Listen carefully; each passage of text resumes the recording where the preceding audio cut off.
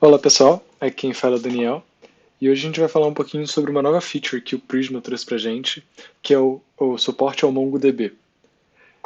À medida que eu vou falar um pouquinho sobre esse novo suporte ao MongoDB, eu vou também falar um pouquinho por que eu gosto tanto do Prisma. Mas bem, vamos falar aqui um pouquinho sobre essa integração incrível que é o Prisma com o MongoDB.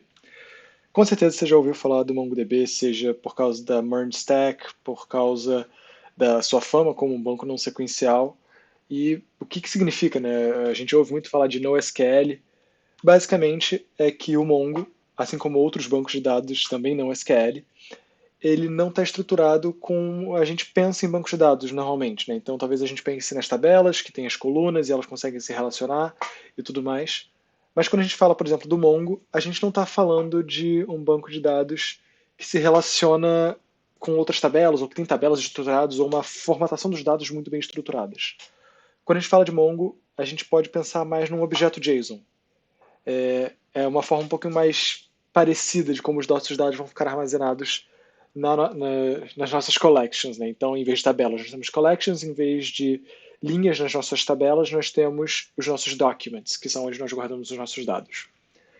Parece um pouquinho loucura, um pouco abstrato, mas vocês vão ver que é bem tranquilo, é bem simples, e a integração com o Prisma faz tudo ficar mais tranquilo ainda.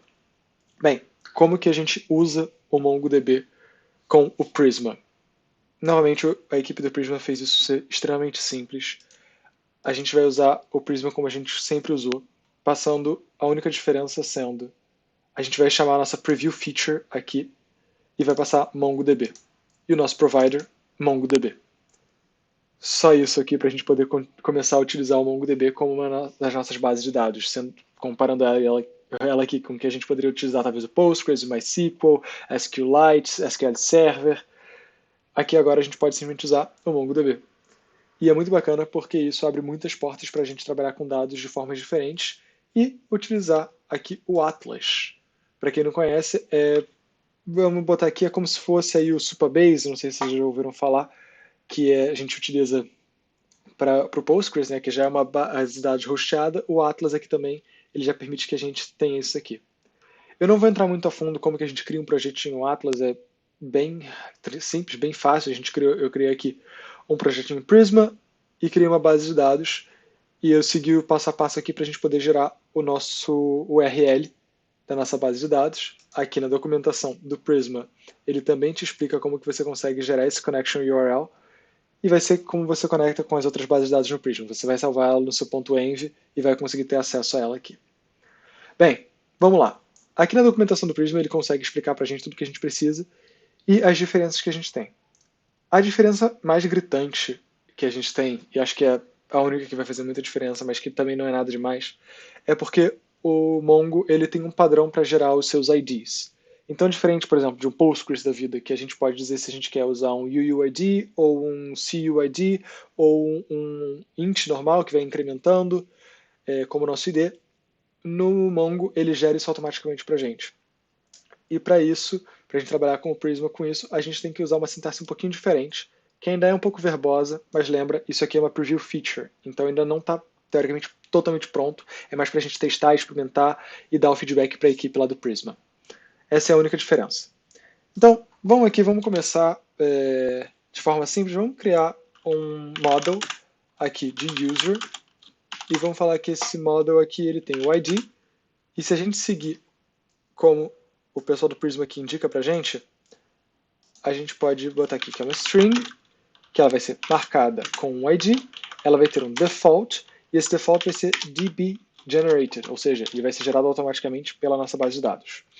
A gente tem que mapear ele pro underline ID, que é como o Mongo chama, e o tipo dele é um db.objectID,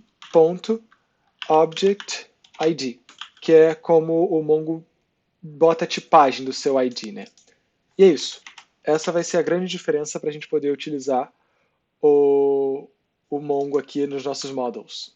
De resto, a gente pode definir normal. Então, eu vou definir aqui talvez um name, eu vou botar aqui uma string, deixar ele como obrigatório, e eu vou botar aqui um e-mail, também como uma string, dizendo que ele é obrigatório. É isso. A gente já definiu aqui o nosso model. E aqui, novamente, um dos motivos pelos quais eu amo tanto o Prisma. É extremamente simples da gente entender o que a gente está fazendo aqui.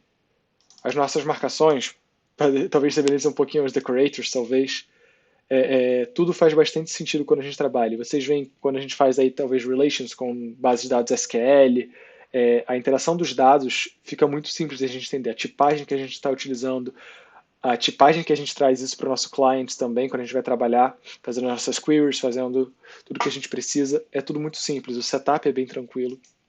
Então acho que essa é uma das maiores vantagens da gente usar o Prisma.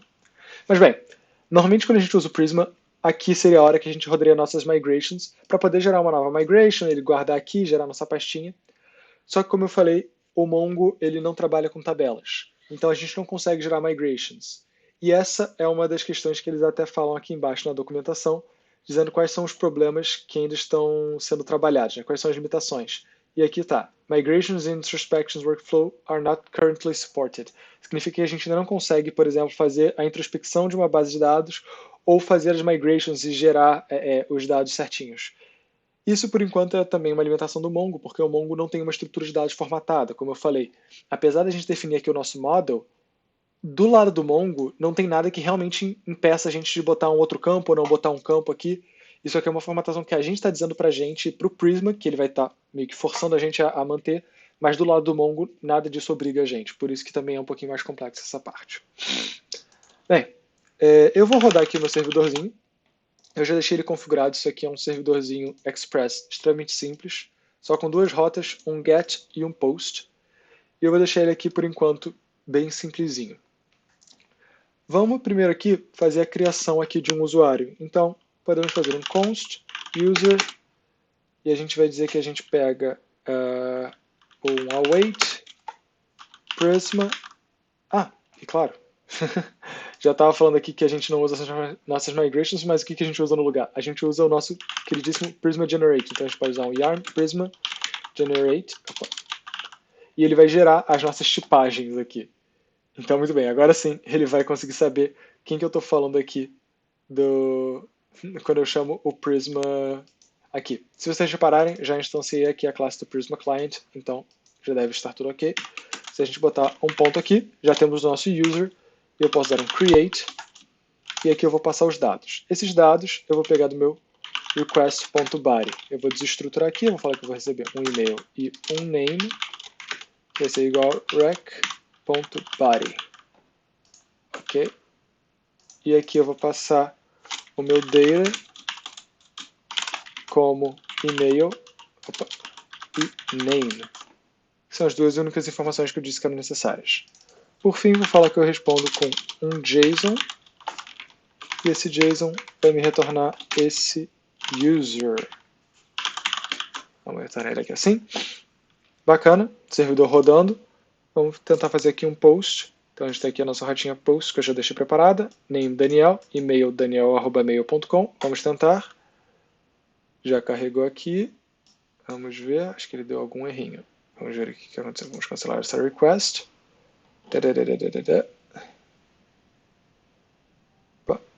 Vamos afastar isso daqui e vamos subir isso daqui para a gente poder ler melhor.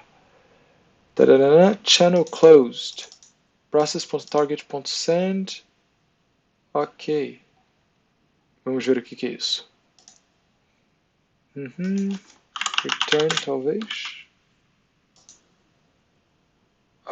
Ok. Ok. Parece que ele foi alguma coisa. Vamos tentar reiniciar o nosso servidor aqui. Muitas vezes pode ser algum probleminha desses, coisas simples.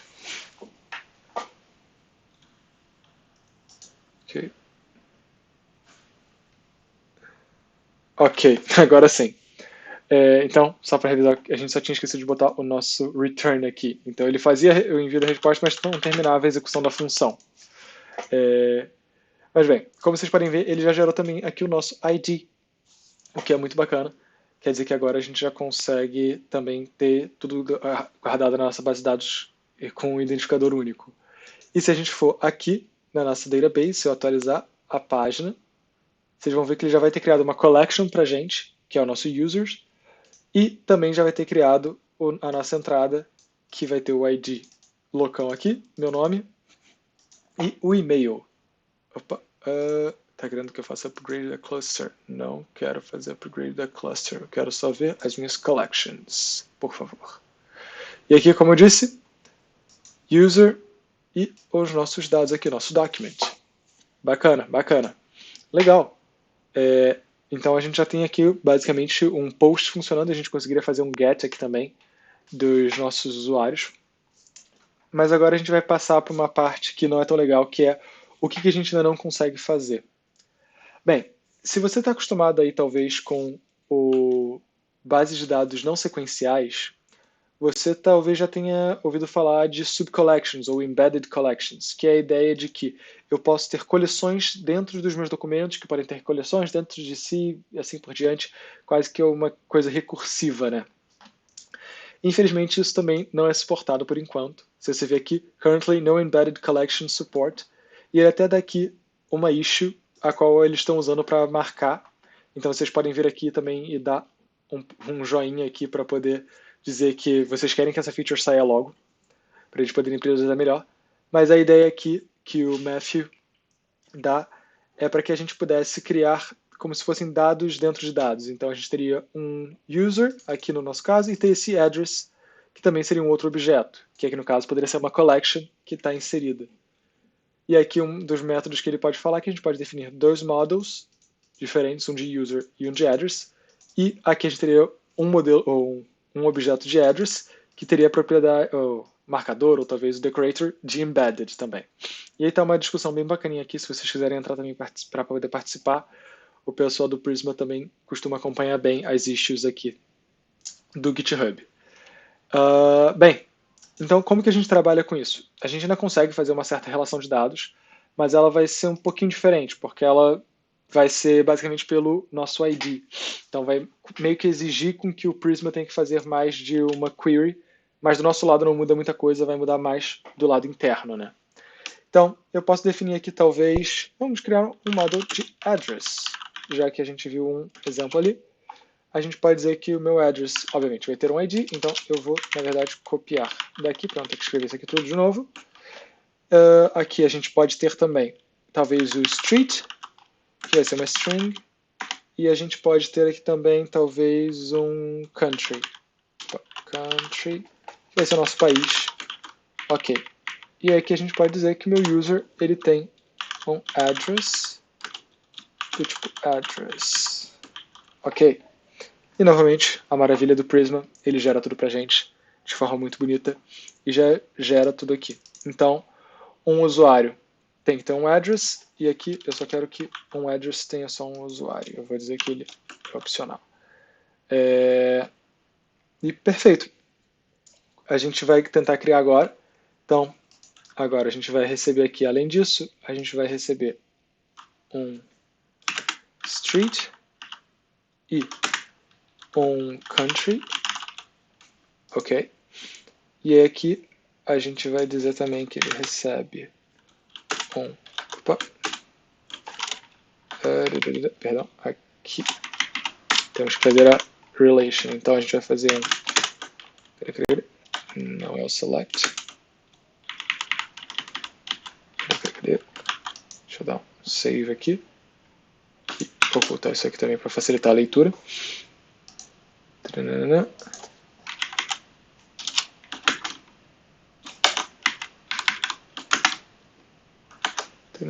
que está de errado aqui que não está formatando no meu código?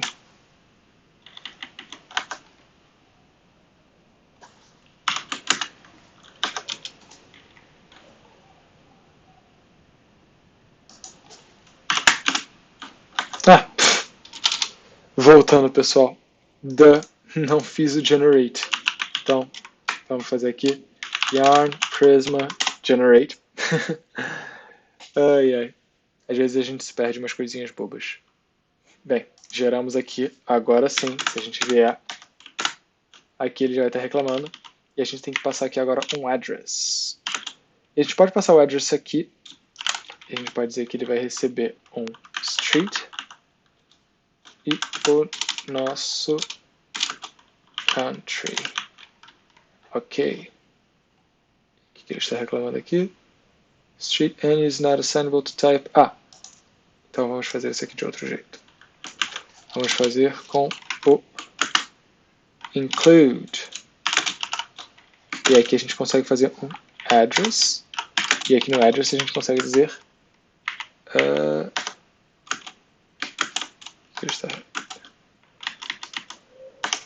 está dando true aqui. Acho que é o que ele está esperando. Ok.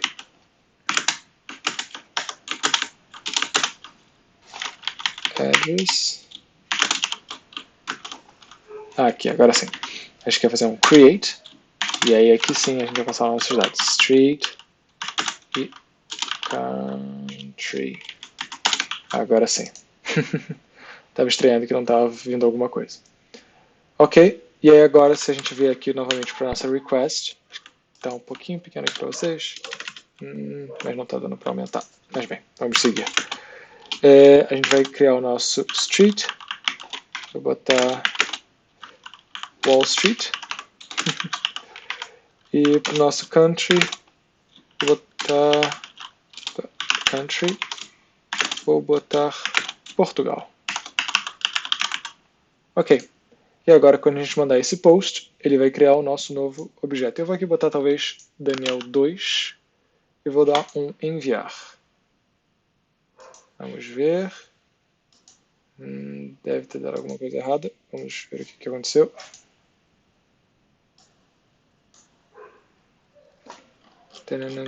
Failed deprecation on had promised rejections or not deprecated. Vamos reiniciar o nosso servidor como sempre. Muitas vezes quando a gente faz o Prisma Generate e não reinicia o servidor, ele pode dar uma reclamadinha pra gente.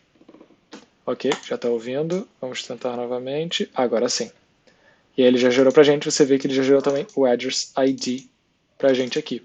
E se a gente for aqui agora no nosso Atlas e atualizar a nossa página, vocês vão ver que agora a gente vai ter duas collections. Uma que vai ser a nossa user e uma que vai ser o nosso address. Então agora a gente tem aqui um address e um user. E aqui um user deles, que é o segundo, o Daniel 2, ele tem um address ID que vai ser como o Prisma vai buscar pelo meu address. Beleza? Gente, basicamente era isso. Como eu disse, é bem simples. A integração com o Prisma é muito tranquila. Acho que esse é um dos motivos pelos quais eu gosto tanto dele. As limitações com o Mongo existem. Tem aqui a listagem do que ainda não se dá para fazer muito bem, mas o pessoal do Prisma está trabalhando nisso. Eu creio que nos próximos meses a gente vai ter uma coisa melhor estruturada, talvez já saindo aí talvez da Preview Feature. Mas ainda assim eu acho que é uma ferramenta já que está funcionando muito bem e que a gente já consegue utilizar. Talvez não em produção ainda, mas com certeza em projetos pessoais. Acho que para treinar, ainda mais se você está interessado em aprender mais sobre o Mongo e tudo mais, é uma excelente ferramenta para se trabalhar. Esse código aqui, ele vai estar disponível no GitHub aqui no link aqui embaixo na descrição. Qualquer dúvida, podem deixar nos comentários, podem abrir uma issue no GitHub.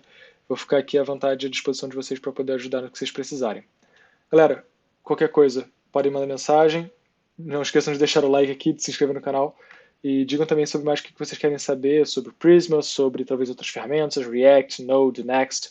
E também tenho ideia de talvez trazer algumas outras tecnologias aí, quem sabe para frente, talvez Python, Kotlin. Também algumas coisas interessantes que a gente pode trabalhar. Mas por enquanto é só, pessoal, e até uma próxima. Tchau, tchau.